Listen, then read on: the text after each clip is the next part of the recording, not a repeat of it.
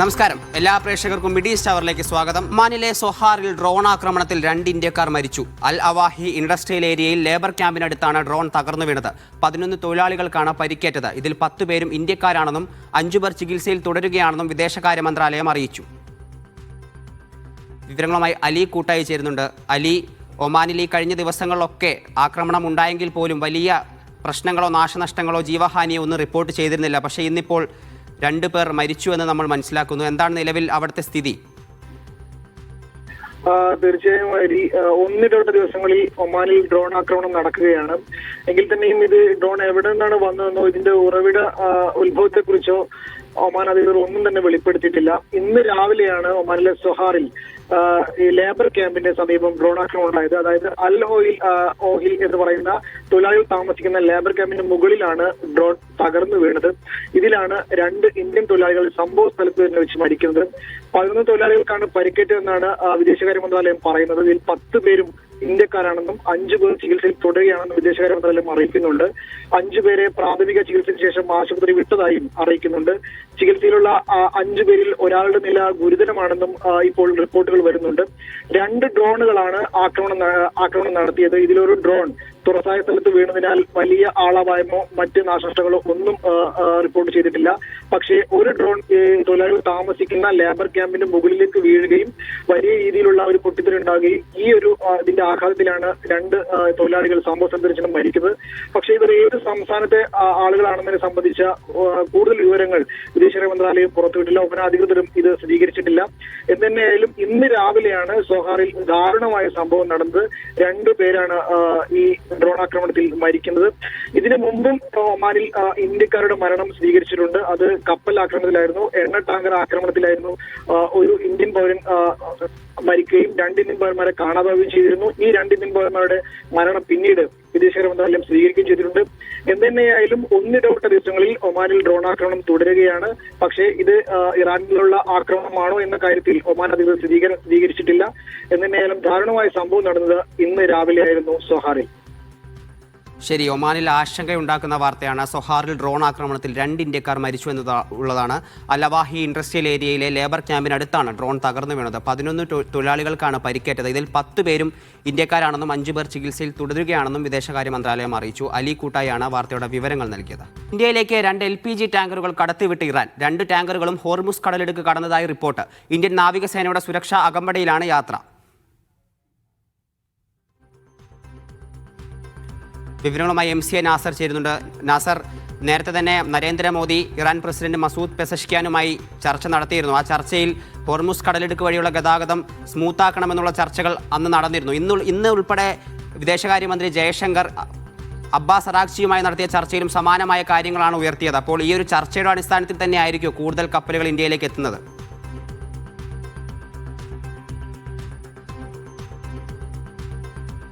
ഇന്ത്യയിലേക്ക് 2 LPG ടാങ്കറുകൾ കൂടി Iran കടത്തിവിട്ടു എന്നുള്ളതാണ് ഏറ്റവും പുതിയ റിപ്പോർട്ട്. 2 ടാങ്കറുകളും ഹോർമുസ് കടലിടുക്ക് കടന്നതായി റിപ്പോർട്ടുണ്ട്. ഇന്ത്യൻ നാവികസേനയുടെ സുരക്ഷാ അകമ്പടിയിലാണ് കപ്പലുകളുടെ യാത്ര എന്ന് പറയുന്നത്. ഇന്നുൾപ്പെടെ അബ്ബാസ് അറാഗ്ചിയുമായി ജയശങ്കർ നടത്തിയ ചർച്ചയിൽ ഉൾപ്പെടെ ഹോർമുസ് കടലിടുക്കിലൂടെയുള്ള ഗതാഗതം സ്മൂത്താക്കണമെന്നുള്ളൊരു ആവശ്യം മുന്നോട്ട് വെച്ചിരുന്നു. നേരത്തെ പ്രധാനമന്ത്രി നരേന്ദ്രമോദിയും പെസഷ്കിയാനുമായി നടത്തിയ ചർച്ചയിൽ സമാനമായ ആവശ്യം ഉന്നയിച്ചിരുന്നു. അപ്പോൾ ഈ ആവശ്യങ്ങളുടെ അടിസ്ഥാനത്തിലായിരിക്കാം ചിലപ്പോൾ കൂടുതൽ ടാങ്കറുകൾ ഇറാൻ ഹോർമുസ് കടലിടുക്ക് വഴി കടത്തിവിടാൻ തയ്യാറായത്. നിലവിൽ 2 ടാങ്കറുകളാണ് ഹോർമുസ് കടലിടുക്ക് കടന്നതായി റിപ്പോർട്ട് വരുന്നത്. ഇന്ത്യയിലേക്ക് 2 LPG ടാങ്കറുകൾ കൂടി ഇറാൻ കടത്തിവിട്ടു എന്നുള്ളതാണ് ഏറ്റവും പുതിയ റിപ്പോർട്ട്. 2 ടാങ്കറുകളും ഹോർമുസ് കടലിടുക്ക് നിലവിൽ കടന്നിട്ടുണ്ട്. വിവരങ്ങളുമായി MCA നാസർ ചേരുന്നുണ്ട്. നാസർ, നേരത്തെ സൂചിപ്പിച്ചതുപോലെ തന്നെ നരേന്ദ്രമോദി മസൂദ് പെസഷ്കിയാനുമായി നടത്തിയ ചർച്ചയിൽ ഈ ആവശ്യം ഉന്നയിച്ചിരുന്നു. ഹോർമുസ് കടലിടുക്ക് വഴി കൂടുതൽ കപ്പലുകൾ കടത്തിവിടണമെന്നും ആ ഒരു സഞ്ചാരപാത സ്മൂത്താക്കണമെന്നുള്ള ആവശ്യം മുന്നോട്ട് വെച്ചിരുന്നു. ഇന്ന് ജയശങ്കർ അബ്ബാസ് അറാഗ്ചിയുമായി നടത്തിയ ചർച്ചയിലും സമാനമായ ആവശ്യമാണ് മുന്നോട്ട് വെച്ചത്. അപ്പോൾ ഈ ചർച്ചയുടെ അടിസ്ഥാനത്തിൽ തന്നെ ആയിരിക്കും കൂടുതൽ കപ്പലുകൾ ഇന്ത്യയിലേക്ക് എത്തുന്നത്? ഹരിഗോവിന്ദ്, തീർച്ചയായും. കാരണം വിവിധ സൗഹൃദ രാജ്യങ്ങളുടെ അനുമതി ലഭിക്കുകയാണെങ്കിൽ അവരുടെ കപ്പലുകൾ ഹോർമുസ് കടലിടുക്ക് മുഖേന കടന്നുപോകാൻ അനുവദിക്കുമെന്ന് ഇന്നലെ തന്നെ ഇറാൻ വ്യക്തമാക്കിയിരുന്നു. അതിന്റെ അടിസ്ഥാനത്തിൽ ഇറാനുമായിട്ട് വിവിധ രാജ്യങ്ങൾ, യൂറോപ്യൻ രാജ്യങ്ങൾ ഉൾപ്പെടെ ചർച്ചകൾ ആരംഭിച്ചതായിട്ടുള്ള റിപ്പോർട്ടുകൾ ഉണ്ടായിരുന്നു. കേന്ദ്ര ഗവൺമെന്റും ഇതുമായി ബന്ധപ്പെട്ട് ഇറാൻ അധികൃതരുമായി ചർച്ച നടത്തി. അതേ തുടർന്ന് ആയിരിക്കണം ഈ 2 എണ്ണ ടാങ്കറുകൾ കടത്തിവിടാനുള്ള ഒരു തീരുമാനം ഉണ്ടായിരിക്കുന്നത്. എന്തായാലും ആ അനുമതി അപേക്ഷകൾ പരിഗണിച്ച് തങ്ങൾക്ക് ഉചിതമായ കപ്പലുകളെ മാത്രമായിരിക്കും കടത്തിവിടുക. നേരെ മറിച്ച് അമേരിക്ക, ഇസ്രായേൽ അവരുമായി ചേർന്നുള്ള സഖ്യകക്ഷികൾ ഇവരുടെ കപ്പലുകൾ ഒരു നിലയ്ക്കും ഹോർമസ് കടലിടുക്കിലൂടെ കടന്നുപോകാൻ അനുവദിക്കുകയില്ല എന്ന വളരെ കൃത്യമായിട്ടുള്ള നിലപാടാണ് ഇറാൻ പ്രഖ്യാപിച്ചിരിക്കുന്നത്. എന്തായാലും ഇന്ത്യയെ സംബന്ധിച്ചിടത്തോളം ഈ ഒരു അനുമതി ലഭിച്ചത് നിലവിലുള്ള ഈ ഊർജ്ജ പ്രതിസന്ധി വലിയ തോതിൽ തന്നെ സങ്കീർണമായിരിക്കുന്ന ഒരു ഘട്ടത്തിൽ ചെറിയ തോതിലെങ്കിലും അതിന് സാന്ത്വനം പകരാൻ ഈ ഒരു നടപടികൾ ഉപകരിക്കും എന്ന പ്രതീക്ഷയാണുള്ളത്. അതേസമയം മേഖലയിൽ വളരെ ശക്തമായിട്ടുള്ള സംഘർഷം തന്നെ ഈ ഹോർമസ് കടലിടുക്ക് കേന്ദ്രീകരിച്ച് തുടരുകയാണ്. കാരണം ഈ മേഖലയിലൂടെ പോകുന്ന കപ്പലുകൾക്ക് തങ്ങൾ തന്നെ സുരക്ഷ ഒരുക്കുമെന്ന് ഇതിന് വീണ്ടും അമേരിക്ക ആവർത്തിച്ചിട്ടുണ്ട്. അതിനുവേണ്ടി കൂടുതൽ യുദ്ധക്കപ്പലുകൾ മേഖലയിലേക്ക് വിന്യസിക്കാനും അമേരിക്കക്ക് പദ്ധതിയുണ്ട്.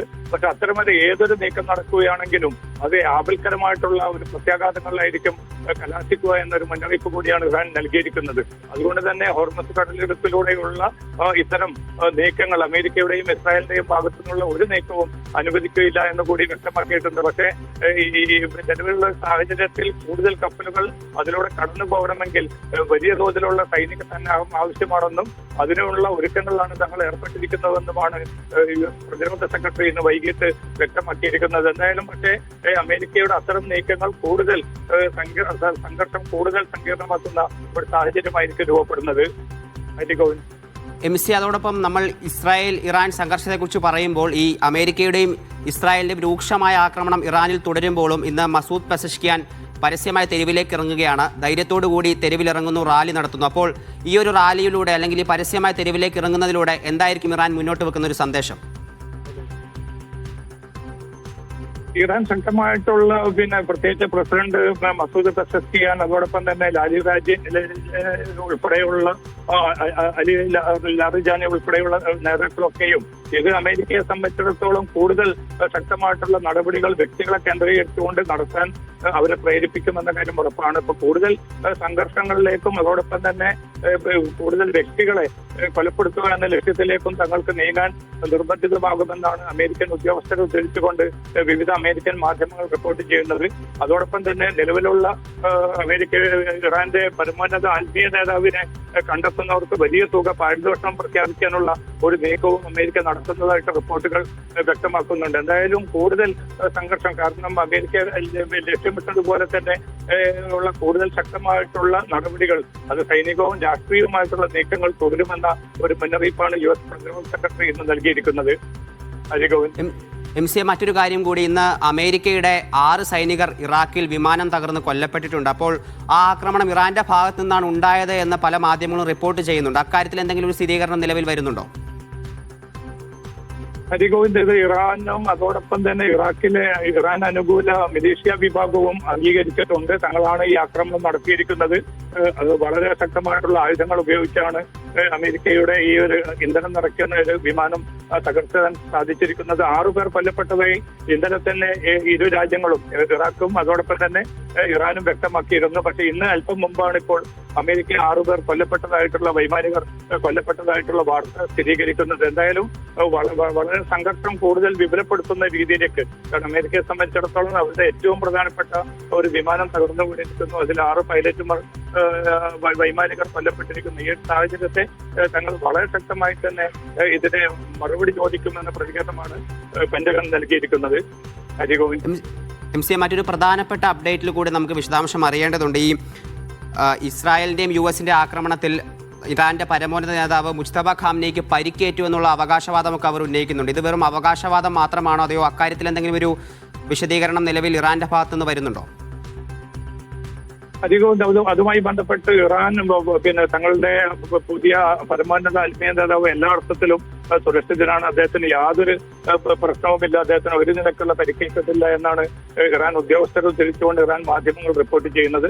പക്ഷെ അതേസമയം ഇസ്രായേലും അമേരിക്കയും വ്യക്തമാക്കുന്നത് തീർച്ചയായിട്ടും അദ്ദേഹത്തിന് കാര്യമായിട്ടുള്ള ഒരു അപകടം പിണഞ്ഞിട്ടുണ്ട്. അതുകൊണ്ടാണ് അദ്ദേഹം പ്രത്യക്ഷത്തിൽ രംഗത്ത് പ്രത്യക്ഷപ്പെടുന്നത്. ഇന്നലെ പോലും പ്രഭാഷണം ശബ്ദത്തിൽ മാത്രം അത് പ്രക്ഷേപണം ചെയ്യേണ്ട ഒരു സാഹചര്യം ഉണ്ടായിരിക്കുന്നത് എന്ന അർത്ഥത്തിലുള്ള ഒരു വിശദീകരണമാണ് അമേരിക്കയും ഇസ്രായേലും നൽകുന്നത്. ഹരിഗോവിന്ദ്. ശരി. ഇറാന്റെ പരമോന്നത നേതാവ് മുജ്തബ ഖാംനെയ്ക്ക് പരിക്കേറ്റിട്ടുണ്ടെന്ന അമേരിക്കയുടെ അവകാശവാദം ഇറാൻ തള്ളുകയാണ്. അദ്ദേഹം സുരക്ഷിതനാണെന്ന് ഇറാൻ വ്യക്തമാക്കുന്നു. അതോടൊപ്പം ഏറ്റവും പ്രധാനപ്പെട്ട അപ്ഡേറ്റ് എന്ന് പറയുന്നത് ഹോർമുസ് കടലിടുക്കിലൂടെ ഇന്ത്യയിലേക്ക് 2 എണ്ണ ടാങ്കറുകൾ കൂടി കടന്നു വരുന്നു എന്നുള്ളതാണ്. ഇന്ന് അബ്ബാസ് അറാഗ്ചിയുമായി ജയശങ്കർ ഉൾപ്പെടെ ചർച്ച നടത്തിയിരുന്നു. ആ ചർച്ചയുടെ അടിസ്ഥാനത്തിലാണ് കൂടുതൽ ടാങ്കറുകൾ ഇന്ത്യയിലേക്ക് എത്തുന്നത് എന്നുള്ളതാണ്. MC നാസറാണ് വാർത്തയുടെ വിവരങ്ങൾ നൽകിയത്. 24 മണിക്കൂറിനിടെ ഇറാനിൽ നിന്നുള്ള ആക്രമണങ്ങളൊന്നുമില്ലാതെ ഖത്തർ. രാജ്യത്തെ സേവന മേഖലകളെല്ലാം സാധാരണഗതിയിലേക്ക് തിരിച്ചെത്തിയതായി ഖത്തർ ആഭ്യന്തര മന്ത്രാലയം അറിയിച്ചു. ജാഗ്രത കൈവിടരുതെന്നും മന്ത്രാലയം പൊതുജനങ്ങളോട് അഭ്യർത്ഥിച്ചു. ഇന്ത്യയിലേക്കടക്കം ലോകത്തിന്റെ വിവിധ ഭാഗങ്ങളിലേക്ക് കൂടുതൽ വിമാന സർവീസുകളും പ്രഖ്യാപിച്ചിട്ടുണ്ട്. അതിനിടെ 500ഓളം ഇന്ത്യക്കാർ ഇന്ന് ഖത്തറിൽ നിന്ന് കേരളത്തിലെത്തിയതായി ഇന്ത്യൻ എംബസി അറിയിച്ചു.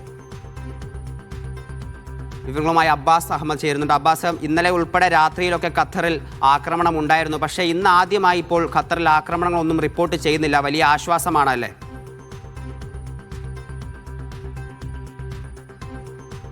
ഹരി, ഖത്തറിനെ സംബന്ധിച്ചിടത്തോളം വളരെ സമാശ്വാസം, അതുപോലെ ശാന്തം എന്നൊക്കെ പറയാവുന്ന ഒരു ദിവസമാണ്, ഒരു രാപ്പകലാണ് കടന്നു പോകുന്നത്. ഇന്നലെ ഉച്ചയ്ക്ക് 1:45 കൂടിയായിരുന്നു ഇറാനിൽ നിന്നുള്ള ഖത്തറിന് നേരെയുള്ള അവസാനത്തെ ആക്രമണം ഉണ്ടായത്. അതിനുശേഷം ഇന്ന് നമ്മൾ ഈ സമയം സംസാരിക്കുന്നത് വരെ ഇതുവരെ യാതൊരു തരത്തിലുള്ള ഡ്രോൺ ആക്രമണമോ അതുപോലെ ബാലിസ്റ്റിക് മിസൈൽ ആക്രമണങ്ങളോ ഈ രാജ്യത്തിനെതിരെ റിപ്പോർട്ട് ചെയ്തിട്ടില്ല. ഏതായാലും വളരെ സമാധാനപൂർവ്വമായ ജീവിതമാണ് ഈ കഴിഞ്ഞ 24 മണിക്കൂറായി ഖത്തറിലുള്ളത്. അത് വളരെ ആശ്വാസകരമാണ്. കാരണം ഈ ആക്രമണത്തിൻ്റെ പശ്ചിമേഷ്യൻ യുദ്ധത്തിൻ്റെ ഒരു 14ാമത്തെ ദിവസത്തിലൂടെയാണ് കടന്നുപോയിക്കൊണ്ടിരിക്കുന്നത്. അന്ന് ആ ദിവസത്തിലാണ് ഖത്തർ സമാധാനപൂർവ്വമായി ഒരു ദിവസം നീക്കിക്കൊണ്ടിരിക്കുന്നത്. ഏതായാലും ഇന്ന് ആക്രമണങ്ങൾ ഉണ്ടായില്ല എന്ന് പറയുമ്പോൾ ഇന്നലെ ഒരു ആക്രമണം ഈ രാജ്യത്തിനെതിരെ നടന്നിരുന്നു. ഞാൻ നേരത്തെ സൂചിപ്പിച്ചതുപോലെ തന്നെ 1:45 കൂടിയായിരുന്നു, ഉച്ചയ്ക്ക് 1:45 കൂടിയായിരുന്നു ആക്രമണം. ഇതിൽ 2 ബാലിസ്റ്റിക് മിസൈലുകളും അതുപോലെ ഒരു ക്രൂയിസ് മിസൈലും കുറച്ച് ഡ്രോണുകളുമാണ് ഈ രാജ്യത്തിനെതിരെ ഉപയോഗിച്ചത്. അത് വളരെ സക്സസ്ഫുള്ളായിട്ട് ഈ രാജ്യം ഇൻ്റർസെപ്റ്റ് ചെയ്തു. ഇവിടുത്തെ സായുധ സേന ഇൻ്റർസെപ്റ്റ് ചെയ്തു എന്ന് ഖത്തർ പ്രതിരോധ മന്ത്രാലയം ഇന്നലെ രാത്രി പുറത്തിറക്കിയ വാർത്താക്കുറിപ്പിൽ അറിയിക്കുകയുണ്ടായി.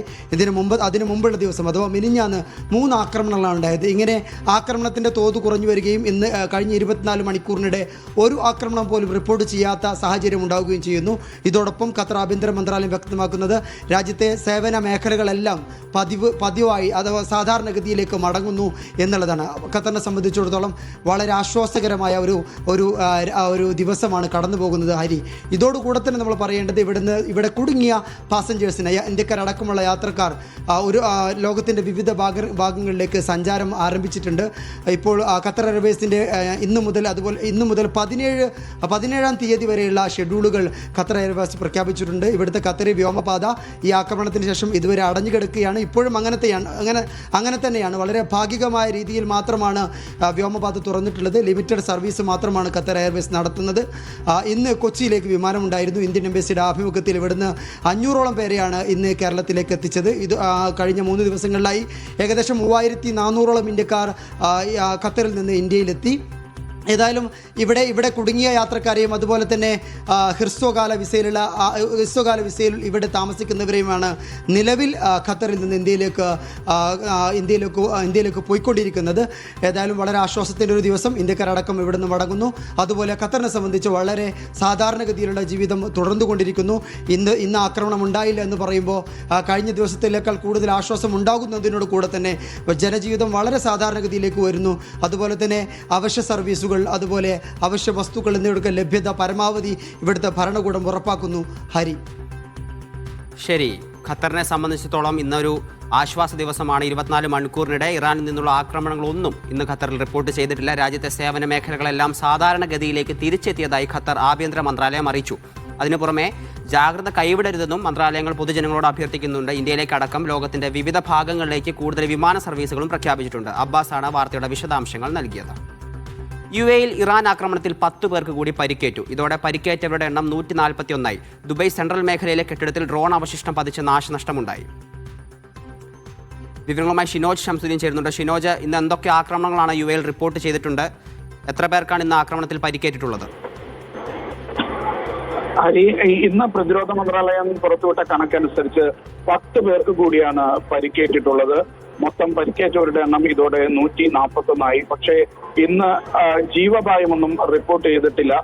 UAE-യുടെ വിവിധ ഭാഗങ്ങളിൽ ഇന്ന് പല സമയങ്ങളിലായി ഇറാന്റെ ഡ്രോണുകളും അതേപോലെ തന്നെ മിസൈലുകളും എത്തിയിരുന്നു.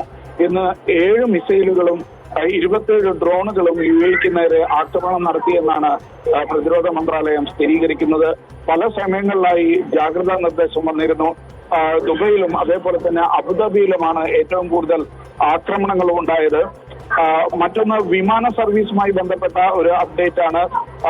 നാളെ എയർ ഇന്ത്യ എക്സ്പ്രസ് ഗൾഫ് മേഖലയിലേക്ക് 80 സർവീസുകൾ നടത്തുമെന്ന് അറിയിച്ചിട്ടുണ്ട്. അതേപോലെ തന്നെ ഇത്തിഹാദ് വിമാനവും കൊച്ചിയിലേക്കടക്കം കൂടുതൽ സർവീസുകൾ നാളെ മുതൽ ആരംഭിക്കുമെന്ന് അറിയിച്ചിട്ടുണ്ടായിരുന്നു.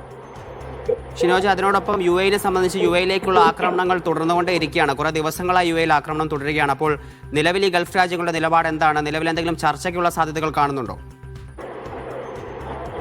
നിലവിൽ ചർച്ചകൾ ഒന്നും ഒരു ഫലപ്രദമായ ചർച്ചകൾ നടക്കുന്നില്ല എന്ന് വേണം പറയാൻ. മറ്റ് ചില ശ്രമങ്ങൾ പല ഭാഗങ്ങളിൽ നിന്നും ഉണ്ടാവുന്നു. ഒമാന്റെയും അതേപോലെ തന്നെ കഴിഞ്ഞ ദിവസങ്ങളിൽ പാകിസ്ഥാന്റെയും ഒക്കെ നേതൃത്വത്തിൽ ചില ശ്രമങ്ങൾ നടന്നതൊഴിച്ചാൽ വളരെ കാര്യമായുള്ള ഒരു ചർച്ചകളൊന്നും ഇപ്പോൾ പുരോഗമിക്കുന്നില്ല എന്നാണ് മനസ്സിലാക്കുന്നത്. എന്നാൽ ഒരു ആക്രമണത്തിന് ഗൾഫ് രാജ്യങ്ങൾ തയ്യാറല്ല, മറിച്ച് പ്രതിരോധത്തിൽ ഊന്നിയുള്ള പ്രവർത്തനങ്ങളായിരിക്കും നടത്തുക എന്നുള്ളതാണ് UAE അടക്കമുള്ള രാജ്യങ്ങൾ അറിയിച്ചിട്ടുള്ളത്. എന്തായാലും ഒരു ആക്രമണത്തിന് ഏതെങ്കിലും തിരിച്ചടിക്ക് എന്തായാലും ഗൾഫ് രാജ്യങ്ങൾ ഇല്ല എന്നാണ് അറിയിച്ചിട്ടുള്ളത്. ഹരി, ഷിനോജ്, UAE-യിലെ വിമാന സർവീസുകളെ സംബന്ധിച്ചുള്ള ഒരു അപ്ഡേറ്റും കൂടി വേണം നമുക്ക്. കാരണം കുറേ ആളുകൾ അതിനെക്കുറിച്ച് അന്വേഷിക്കുന്നുണ്ട്. അപ്പോൾ UAE-യിലെ നിലവിൽ വിമാന സർവീസുകൾ സാധാരണ രീതിയിൽ നടക്കുന്നുണ്ടോ? നിലവിൽ കുടുങ്ങിക്കിടക്കുന്ന ആളുകൾക്ക് മാത്രമാണോ യാത്രാ സൗകര്യങ്ങൾ ഒരുക്കിയിട്ടുള്ളത്? എന്താണ് നിലവിലൊരു അപ്ഡേറ്റ് അതിന്റെ കാര്യത്തിൽ?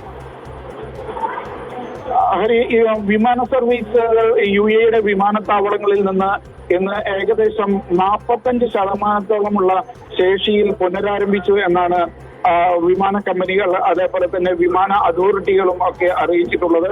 അതായത് UAE-യുടെ ഒട്ടുമിക്ക വിമാനത്താവളങ്ങളിൽ നിന്നും സർവീസ് പുരോഗമിക്കുന്നുണ്ട്. പക്ഷേ ഇതെല്ലാം അഡ്ഹോക്ക് അടിസ്ഥാനത്തിലാണ്. നേരത്തെ ഹരി സൂചിപ്പിച്ചതുപോലെ കുടുങ്ങിക്കിടക്കുന്നവരെ അല്ലെങ്കിൽ നേരത്തെ ടിക്കറ്റ് ബുക്ക് ചെയ്തവരെ അവർക്കൊക്കെ മുൻഗണന നൽകിക്കൊണ്ടുള്ള സർവീസാണ് നടക്കുന്നത്. എങ്കിലും വെബ്സൈറ്റ് വഴി ബുക്ക് ചെയ്ത് യാത്ര ചെയ്യാനുള്ള സൗകര്യവും പല വിമാന കമ്പനികളും നൽകുന്നുണ്ട്. പ്രത്യേകിച്ച് നാളെ മുതൽ കൊച്ചിയിലേക്കും തിരിച്ചും ഇത്തിഹാദ് വിമാന കമ്പനി വിമാന സർവീസ് ആരംഭിക്കുമെന്ന് അറിയിച്ചിട്ടുണ്ട്. നേരത്തെ സൂചിപ്പിച്ച പോലെ എയർ ഇന്ത്യ എക്സ്പ്രസും 80 സർവീസുകൾ വിവിധ ഗൾഫ് രാജ്യങ്ങളിലേക്കായി നടക്കുന്നുണ്ട്. ഇതെല്ലാം അഡ്ഹോക്ക് അടിസ്ഥാനത്തിലാണ്. ഷെഡ്യൂൾഡ് വിമാന സർവീസുകൾ സൗദി മേഖലയിലേക്കും അതേപോലെ തന്നെ മസ്കത്തിലേക്കും മാത്രമാണ് എയർ ഇന്ത്യ എക്സ്പ്രസ് ഇപ്പോൾ നടത്തുന്നത്.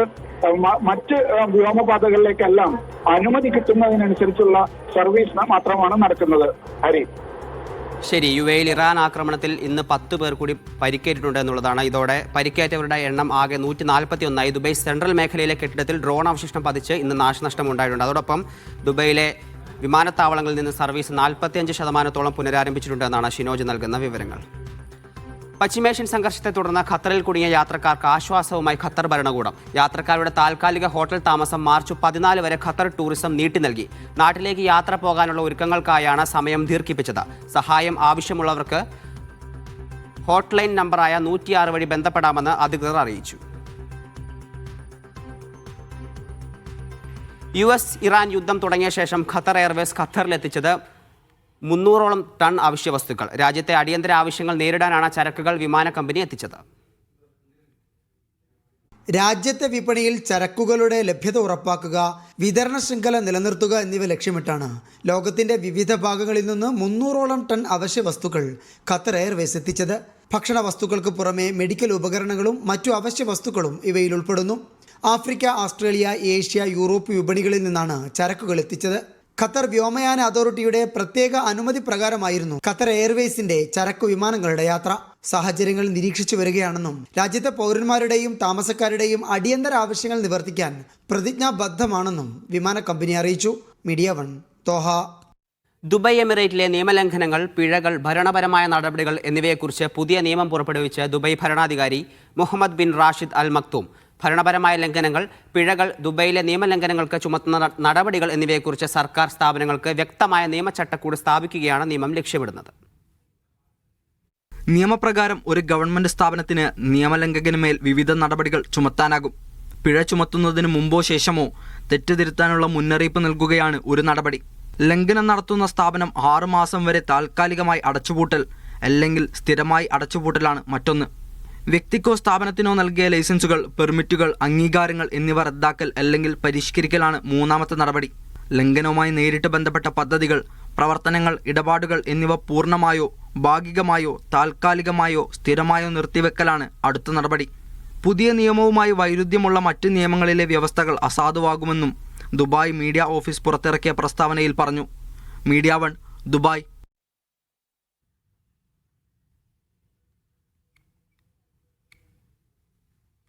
ഇറാന്റെ തിരിച്ചടിയിൽ ഗൾഫ് രാജ്യങ്ങളെ ഉൾപ്പെടെ 17 അമേരിക്കൻ കേന്ദ്രങ്ങൾ നേരിട്ട് ആക്രമിക്കപ്പെട്ടതായി റിപ്പോർട്ട്. ഇറാന്റെ മുന്നൊരുക്കം വിലയിരുത്തുന്നതിൽ ഉദ്യോഗസ്ഥർക്ക് വീഴ്ച പറ്റിയതായും US മാധ്യമങ്ങൾ ചൂണ്ടിക്കാട്ടുന്നു. റഡാറുകളിൽ ഇറാൻ നടത്തിയ ആക്രമണം അപ്രതീക്ഷിതമായിരുന്നുവെന്ന് ഇസ്രായേലി മാധ്യമങ്ങൾ റിപ്പോർട്ട് ചെയ്യുന്നു. Saudi, Qatar, Kuwait, UAE, Bahrain എന്നിവിടങ്ങളിലെ സൈനിക കേന്ദ്രങ്ങളിൽ നേരിട്ട് ആക്രമണം നടന്നതായി റിപ്പോർട്ടുകൾ ചൂണ്ടിക്കാട്ടുന്നു. ആക്രമണങ്ങളിലെ കേടുപാടുകൾ സ്ഥിരീകരിച്ചു. പക്ഷേ മാർച്ച് 5-ന് ശേഷം ഹൈ റെസല്യൂഷൻ ഇമേജുകൾക്ക് നിയന്ത്രണങ്ങൾ വന്നു. ബഹ്റൈനിലെ US 5th ഫ്ലീറ്റ് ഹെഡ്ക്വാർട്ടേഴ്സിന് ഏകദേശം $200 മില്യൺ നാശനഷ്ടമുണ്ടായി. ജോർദാനിലെ ഒരു സൈറ്റിന് $500 മില്യൺ വരെ നഷ്ടമാണ് ഉണ്ടായത്. റിപ്പോർട്ട് ചെയ്തിട്ടുണ്ട് ഈ നഷ്ടങ്ങൾ. എയർ ഡിഫൻസ് റഡാറുകൾക്കും താഡ് സിസ്റ്റങ്ങളിലും ഉണ്ടായ നഷ്ടങ്ങൾ ഇതിൽ ഉൾപ്പെടില്ല.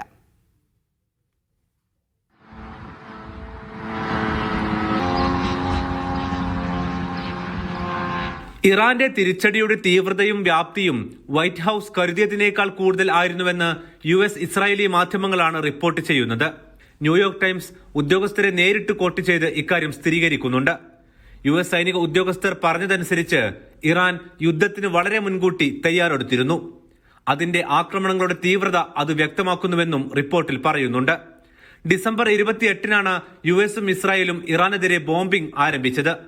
ഇതിനുശേഷം ഇന്നലെ, അതായത് മാർച്ച് 11 വരെ ഇറാൻ നടത്തിയ ആക്രമണങ്ങൾ US സൈനിക സൈറ്റുകളെയും അമേരിക്കൻ സൈനികരുള്ള സ്ഥലങ്ങളെയും ലക്ഷ്യമിട്ടു.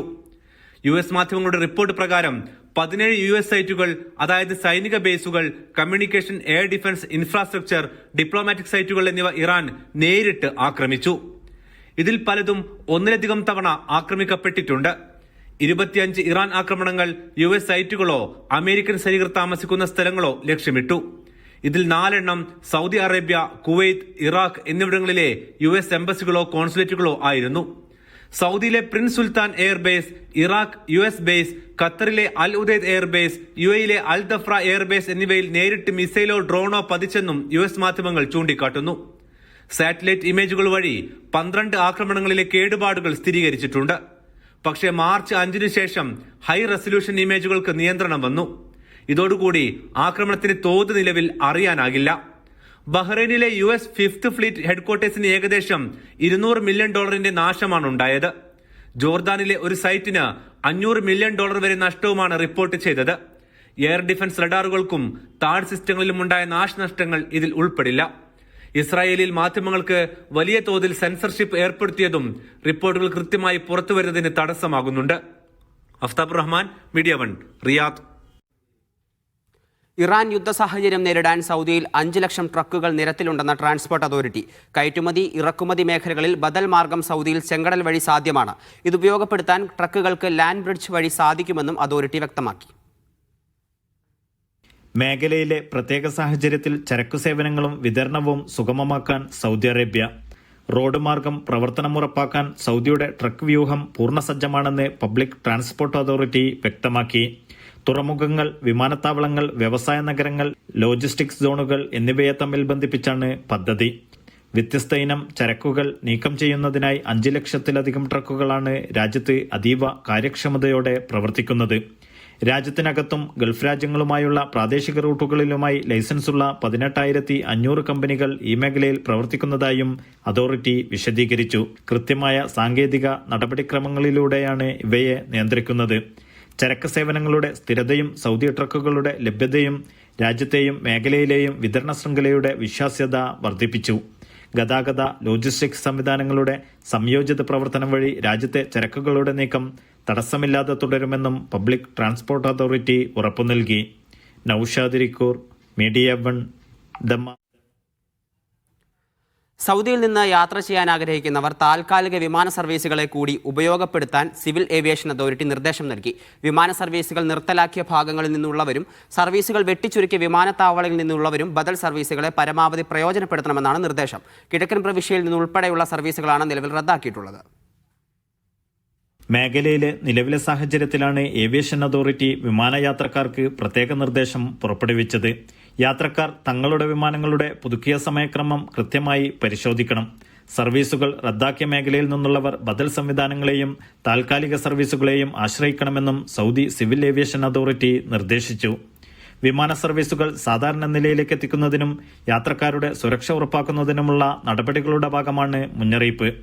സൗദിയിലെ ദേശീയ വിമാന കമ്പനികൾ നൽകുന്ന ഇളവുകളും ഫ്ലെക്സിബിൾ ഓപ്ഷനുകളും യാത്രക്കാർ പ്രയോജനപ്പെടുത്തണം. വിമാനത്താവളങ്ങൾക്കുള്ളിൽ അധികൃതർ നൽകുന്ന മാർഗനിർദ്ദേശങ്ങൾ കർശനമായി പാലിക്കണം. കിഴക്കൻ സൗദിയിൽ നിന്നുള്ളവയുൾപ്പെടെ നിരവധി സർവീസുകളാണ് റദ്ദാക്കിയിട്ടുള്ളത്. ഇതിനു പകരമായി ബദൽ സർവീസുകളും ചാർട്ടേഡ് സർവീസുകളും ഏർപ്പെടുത്തുന്നുണ്ട്. സർവീസുകൾ തടസ്സമില്ലാതെ തുടരുന്നതിനും യാത്രക്കാരുടെ അവകാശങ്ങൾ സംരക്ഷിക്കുന്നതിനും മുൻഗണന നൽകി വരുന്നതായും അതോറിറ്റി വ്യക്തമാക്കി. Naushad Irikkur, media 1, Dammam. കുവൈത്തിലെ മൈദാൻ ഹവല്ലി പ്രദേശത്തെ പ്രധാന ശുദ്ധജല പൈപ്പ് ലൈനുകളിൽ ഒന്നിൽ പൊട്ടൽ സംഭവിച്ചതായി വൈദ്യുതി ജലം മന്ത്രാലയം അറിയിച്ചു. സമീപ പ്രദേശങ്ങളിലെ ജലവിതരണത്തിൽ താൽക്കാലിക കുറവുണ്ടാകാൻ ഇടയുണ്ട്. പൈപ്പ് ലൈൻ നന്നാക്കാൻ അറ്റകുറ്റപ്പണി സംഘങ്ങൾ പ്രവർത്തനം ആരംഭിച്ചതായി മന്ത്രാലയം അറിയിച്ചു. മൈദാൻ ഹവല്ലിയിലും സാൽമിയയിലും ജലവിതരണത്തിൽ താൽക്കാലിക കുറവുണ്ടാകാം. അറ്റകുറ്റപ്പണി വേഗത്തിൽ പൂർത്തിയാക്കി സാധാരണ ജലവിതരണം പുനഃസ്ഥാപിക്കാൻ ശ്രമങ്ങൾ തുടരുകയാണെന്ന് മന്ത്രാലയം അറിയിച്ചു. കുവൈത്തിൽ നിലവിലെ സാഹചര്യത്തിൽ സാധനങ്ങൾ വാങ്ങുമ്പോൾ ഉത്തരവാദിത്തത്തോടെ പ്രവർത്തിക്കണമെന്ന് കമ്മ്യൂണിക്കേഷൻ സെന്റർ ഓഫ് ഗവൺമെന്റ് അറിയിച്ചു. പൗരന്മാരും പ്രവാസികളും ആവശ്യമായ സാധനങ്ങൾ മാത്രം വാങ്ങുകയും അമിത സംഭരണം ഒഴിവാക്കുകയും വേണം. പരിഭ്രാന്തി സൃഷ്ടിക്കുന്ന തരത്തിലുള്ള വലിയ രീതിയിലുള്ള വാങ്ങലുകൾ ഒഴിവാക്കണമെന്നും കിംവദന്തികൾ പ്രചരിപ്പിക്കുന്നത് ഒഴിവാക്കി ഔദ്യോഗിക നിർദ്ദേശങ്ങൾ പാലിക്കണമെന്നും CGC വ്യക്തമാക്കി. രാജ്യത്ത് ആവശ്യമായ ഭക്ഷ്യവസ്തുക്കളുടെ മതിയായ സ്റ്റോക്ക് നിലവിലുണ്ട്. കുവൈത്തിൽ നിന്ന് ഭക്ഷ്യവസ്തുക്കളുടെ കയറ്റുമതി താൽക്കാലികമായി നിർത്തിവച്ചതായും വ്യക്തമാക്കി. കുവൈത്ത് പ്രധാനമന്ത്രി അഹമ്മദ് അസബ വിദ്യാഭ്യാസ മന്ത്രാലയ ആസ്ഥാനം സന്ദർശിച്ചു. വിദ്യാഭ്യാസ മന്ത്രി സയ്യിദ് ജലാൽ തബ്തബായിയും മന്ത്രാലയത്തിലെ മുതിർന്ന ഉദ്യോഗസ്ഥരും കൂടിക്കാഴ്ചയിൽ പങ്കെടുത്തു. വിദ്യാഭ്യാസ പ്രവർത്തനങ്ങൾ തടസ്സമില്ലാതെ തുടരുന്നതിനുള്ള തയ്യാറെടുപ്പുകൾ പ്രധാനമന്ത്രി വിലയിരുത്തി. വിദ്യാർത്ഥികളുടെയും അധ്യാപകരുടെയും സുരക്ഷ ഉറപ്പാക്കാനുള്ള നടപടികൾ പ്രധാനമായും ചർച്ചയായി. കുവൈത്ത് എണ്ണവിലയിൽ വലിയ വർധന. ബാരലിന് $15.44 ഉയർന്ന് കുവൈത്ത് എണ്ണവില $132.68 എത്തിയതായി കുവൈത്ത് പെട്രോളിയം കോർപ്പറേഷൻ അറിയിച്ചു. കഴിഞ്ഞ ദിവസം $117.24 ആയിരുന്നു വില. ആഗോള വിപണിയിൽ ബ്രന്റ് ക്രൂഡിന്റെ വില $100.46 വെസ്റ്റ് ടെക്സസ് ഇന്റർമീഡിയറ്റ് $96.95 ഉയർന്നു.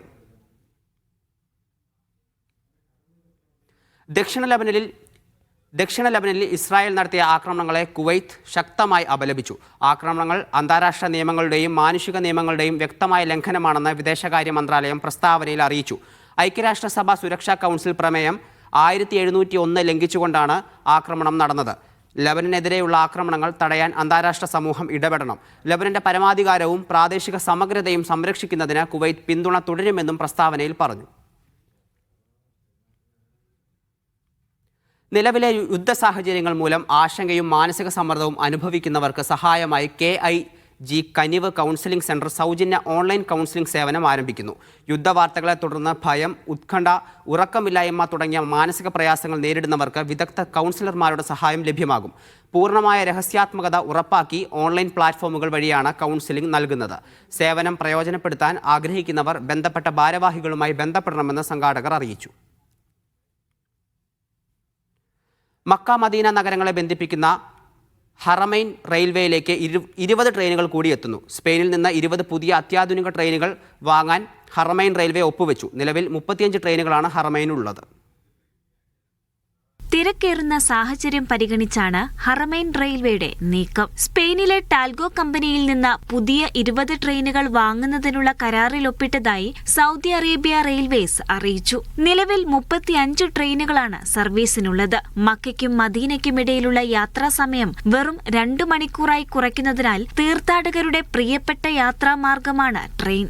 റമദാനിൽ പ്രതിദിന സർവീസുകളുടെ എണ്ണം 140-ലധികമായി ഉയർത്തിയെന്ന് സൗദി റെയിൽവേ കമ്പനി അറിയിച്ചിരുന്നു. ഹറമൈൻ ട്രെയിനിന്റെ ചരിത്രത്തിലെ തന്നെ ഏറ്റവും വലിയ പ്രവർത്തന പദ്ധതിയാണിത്. വിശുദ്ധ മാസത്തിൽ 3662 സർവീസുകളിലായി 17 ലക്ഷത്തിലധികം സീറ്റുകളാണ് യാത്രക്കാർക്കായി ഒരുക്കിയിരിക്കുന്നത്. മണിക്കൂറിൽ 300 കിലോമീറ്റർ വേഗതയിൽ സഞ്ചരിക്കുന്ന ഹറമൈൻ ട്രെയിൻ മക്കയ്ക്കും മദീനയ്ക്കും ഇടയിലുള്ള യാത്രാസമയം വെറും 2 മണിക്കൂറായി കുറയ്ക്കുന്നതാണ്.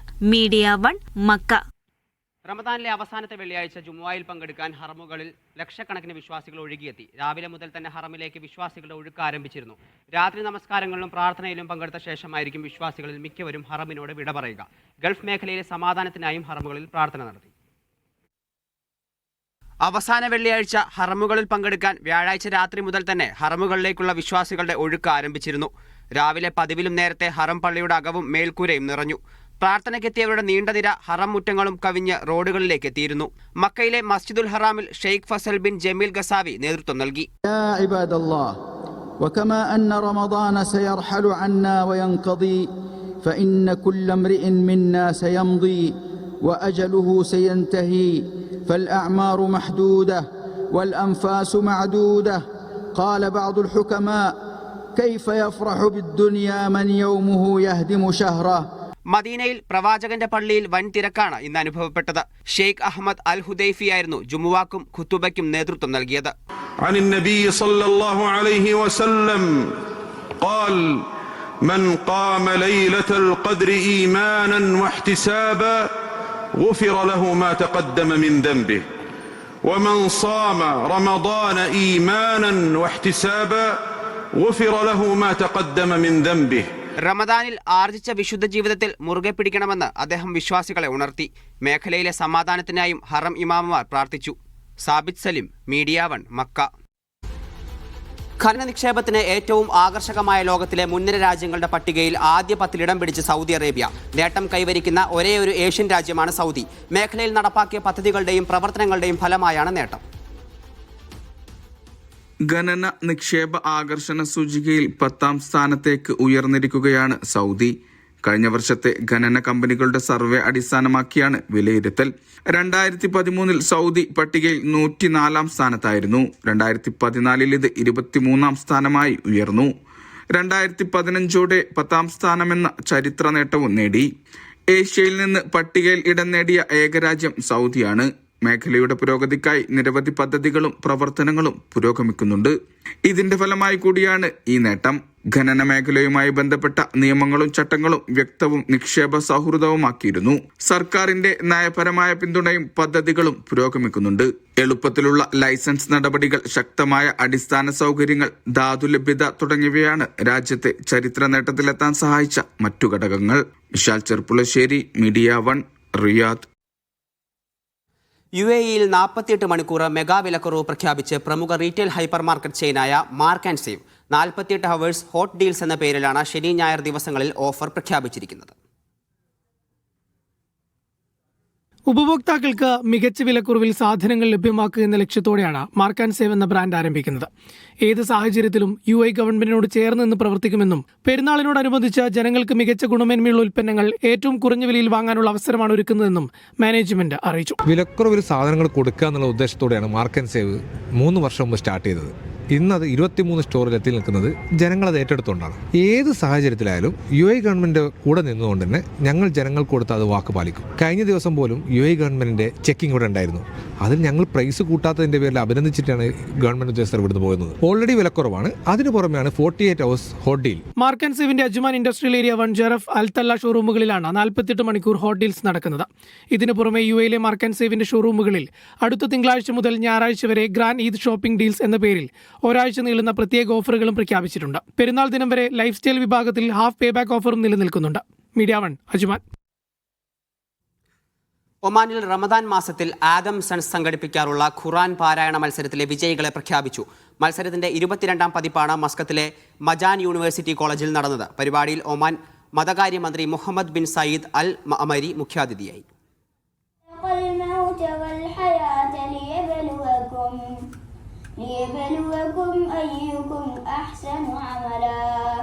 ആദം സൺസ് വർഷം തോറും നടത്തിവരാറുള്ള ഖുർആൻ മത്സരം പ്രവാസികൾക്കിടയിലും സ്വദേശികൾക്കിടയിലും ഏറെ ശ്രദ്ധേയമാണ്. 8 രാജ്യങ്ങളിൽ നിന്നായി 400 മത്സരാർത്ഥികളാണ് ഇത്തവണ രജിസ്റ്റർ ചെയ്തിരുന്നത്. 3 വിഭാഗങ്ങളായിട്ടായിരുന്നു മത്സരം. ദാർസത്തിലെ മജാൻ യൂണിവേഴ്സിറ്റി ക്യാമ്പസിൽ നടന്ന ഫൈനൽ മത്സരം കാണാനായി നിരവധി പേരാണ് എത്തിയത്. Oman മതകാര്യമന്ത്രി Muhammad bin Sayyid Al മഅമരി മുഖ്യാതിഥിയായി പങ്കെടുത്തു. 4 ഷെയ്ഖുമാർ ഉൾപ്പെട്ട വിധികർത്തൃ സമിതി ഫൈനൽ മത്സരാർത്ഥികളുടെ പ്രകടനം വിലയിരുത്തി. വിജയികൾക്ക് മന്ത്രി Mohammed bin Sayyid Al Maamari സമ്മാനങ്ങൾ കൈമാറി. സംഘാടക സമിതി chairman Ismail bin Mohammed bin Adam Al Sayyid, director board chairman Abdul Hameed bin Adam bin Ishaq Al Sayyid, doctor P Muhammad Ali, Muhammad Ashraf തുടങ്ങിയവരും ചടങ്ങിൽ പങ്കെടുത്തു. മത്സരത്തിൻ്റെ ഓൺലൈൻ പോർട്ടൽ ഈ വർഷം ആരംഭിച്ചതായും സംഘാടകർ അറിയിച്ചു. Media 1 Muscat. സൗദിയിലെ നജ്റാനിൽ 2 വ്യാപാര സ്ഥാപനങ്ങൾക്ക് തീപിടിച്ചു. സിവിൽ ഡിഫൻസ് സേന സ്ഥലത്തെത്തി തീ നിയന്ത്രണ വിധേയമാക്കി. വൈദ്യുത ഷോർട്ട് സർക്യൂട്ടാണ് തീപിടുത്തത്തിന് കാരണമായതെന്നാണ് പ്രാഥമിക നിഗമനം. സംഭവത്തിൽ ആർക്കും പരിക്കുകൾ റിപ്പോർട്ട് ചെയ്തിട്ടില്ല. മിഡീസ്റ്റ് അവർ പൂർണ്ണമാകുന്നു. എല്ലാ പ്രേക്ഷകർക്കും ശുഭരാത്രി.